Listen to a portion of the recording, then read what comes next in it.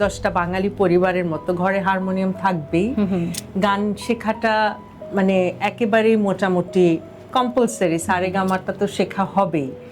Plus আব্বু গান পাগল মানুষ, যতই তিনি অভিনেতা হন বা যাই হন। মা গীতিকার, কবি। আমার খালা ভীষণ ভালো গান করতেন, বিনু আহমেদ। আমার মামা জাহাঙ্গীর মির্জা অসম্ভব ভালো তবলা বাজাতেন, এবং কেউ যে শখের না, সব শেখা, প্রফেশনাল। কেউ দেশ থেকে শেখা, কেউ ইন্ডিয়া থেকে শেখা, ওরকম করে মানে ভালোবেসে শেখা, কিন্তু কারো প্রফেশন না। তো ভাবে খালার কাছে বসা, পরে গুরুজি রাখা, ওস্তাদজি রাখা, মানে আমি শিখছি, বোন শিখছে।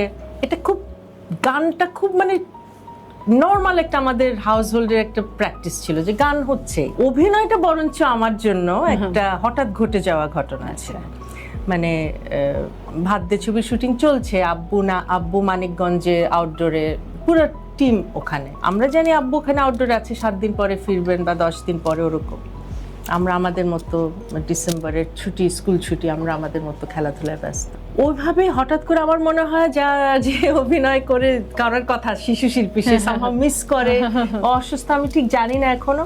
হুট করে মায়ের কাছে ফোন আসে, আমজাদ আঙ্কেলের লাগবে, মানে লাগবে ওরকম। মানে আম্মু একটু পাজলড হয়ে গিয়েছিল, তো আবার আব্বুর পারমিশন ছাড়া, কিন্তু আব্বু তো ওখানে, তার মানে ফোন আব্বুর মারফতেই হয়েছে।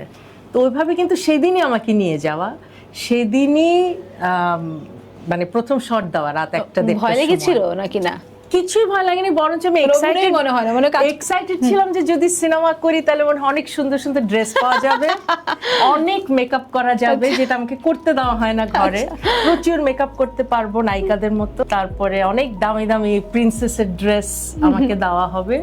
ওই এতে গিয়ে দেখি কুড়ে ঘর সেট, তালি দেওয়া জামা, হ্যাঁ ওরকম সেট। তখন আমি বুঝলাম না যে সিনেমাটা এরকম সিনেমা হবে।